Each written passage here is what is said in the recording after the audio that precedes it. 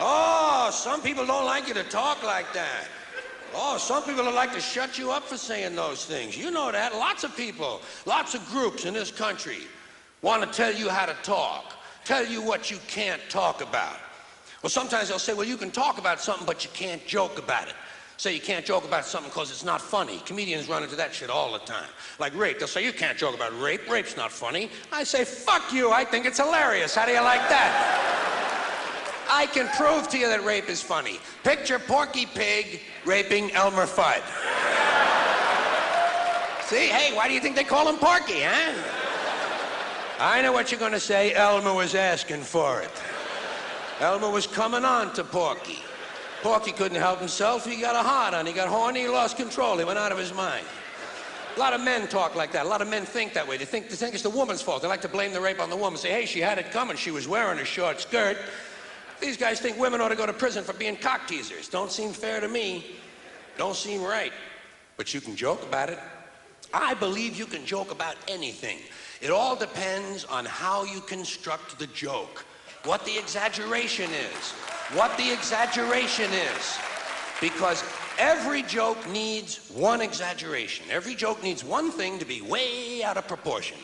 Give you an example. You ever see a news story like this in the paper? Every now and then you run into a story that says some guy broke into a house, stole a lot of things, and while he was in there, he raped an 81-year-old woman. And I'm thinking to myself, why? What the fuck kind of a social life does this guy have? I want to say, why did you do that? Well, she was coming on to me.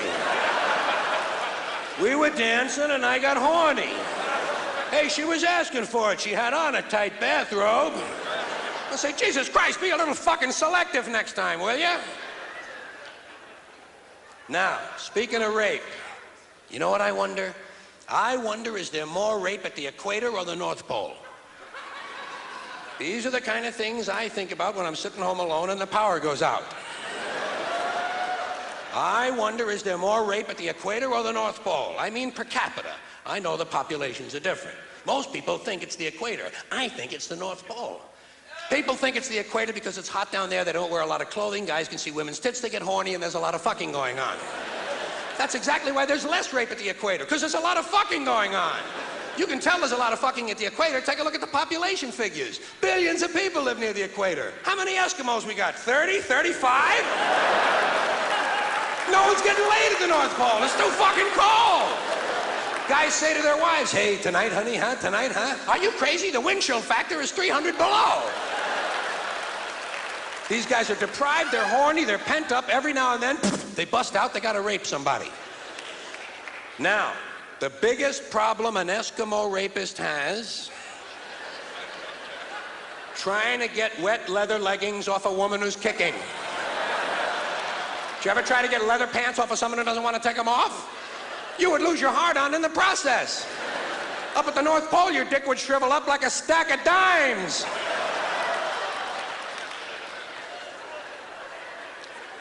That's another thing I wonder. I wonder, does a rapist have a hard-on when he leaves the house in the morning? Or does he develop it during the day while he's walking around looking for somebody? These are the kind of thoughts that kept me out of the really good schools. Now I probably got the feminists all pissed off at me because I'm joking about rape. Feminists want to control your language. Feminists want to tell you how to talk. And they're not alone. They're not alone. I'm not picking on the feminists. They got a lot of company in this country. There's a lot of groups, a lot of institutions in this country want to control your language. Tell you what you can say and what you can't say. Government wants to tell you some things you can't say because they're against the law. Or you can't say this because it's against the regulation. Or here's something you can't say because it's a secret. You can't tell him that because he's not cleared to know that. Government wants to control information and control language because that's the way you control thought.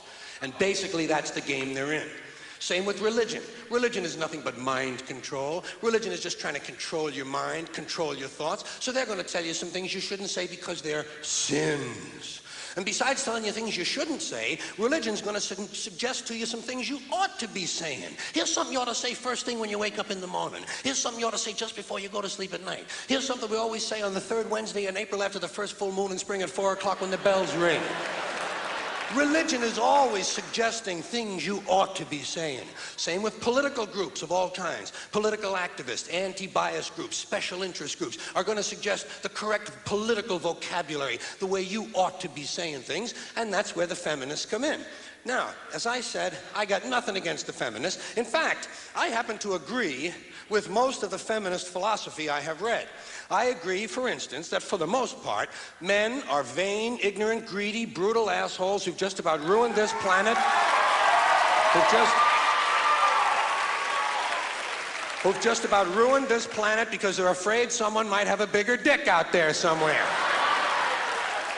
Men are basically insecure about the size of their dicks, and so they go to war over it. You don't have to be a political scientist or a history major to see the bigger dick foreign policy theory at work. It goes something like this. What? They have bigger dicks? Bomb them. And of course, the bombs and the bullets and the rockets are all shaped like dicks. I don't understand that part of it, but it is part of the equation. So I agree with that abstract, that males have pushed a technology that just about has this planet in a stranglehold. Mother Earth, raped again. Guess who? Hey, she was asking for it. I also happen to like it when feminists attack these fat-ass housewives who think there's nothing more to life than sitting home on the telephone, drinking coffee, watching TV, and pumping out a baby every 9 months. Ba-boom, ba-boom, ba-boom, ba-boom, ba-boom, ba-boom, ba-boom. Will 7 be enough, Bob? Ba-boom, ba-boom. But what's the alternative? What's the alternative to pumping out a unit every 9 months? Pointless careerism? Pointless careerism? Putting on a man-tailored suit with shoulder pads and imitating all the worst behavior of men? This is the noblest thing that women can think of? To take a job in a criminal corporation that's poisoning the environment and robbing customers out of their money? This is the worthiest thing they can think of. Isn't there something nobler they could do to be helping this planet heal? You don't hear much about that from these middle-class women. I've noticed that most of these feminists are white middle-class women. They don't give a shit about black women's problems. They don't care about Latino women. All they're interested in is their own reproductive freedom and their pocketbooks. But when it comes to changing the language, I think they make some good points. Because we do think in language. And so the quality of our thoughts and ideas can only be as good as the quality of our language. So maybe some of this patriarchal shit ought to go away. I think spokesman ought to be spokesperson. I think chairman ought to be chairperson. I think mankind ought to be humankind. But they take it too far. They take themselves too seriously. They exaggerate. They want me to call that thing in the street a person-hole cover. I think that's taking it a little bit too far. What would you call a ladies' man? A person's person? That would make a he-man an it person. Little kids would be afraid of the boogie person. They'd look up in the sky and see the person in the moon. Guys would say, come back here and fight like a person, and we'd all sing for It's a Jolly Good Person. That's the kind of thing you would hear on Late Night with David Letterperson. You know what I mean?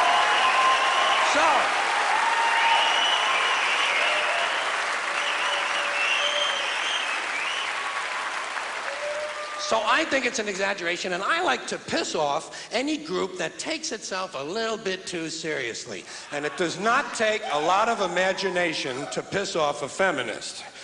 All you gotta do is run into Now Headquarters or Ms. Magazine and say, hey, which one of you cute little cupcakes wants to come home and cook me a nice meal and give me a blowjob? Blowjob!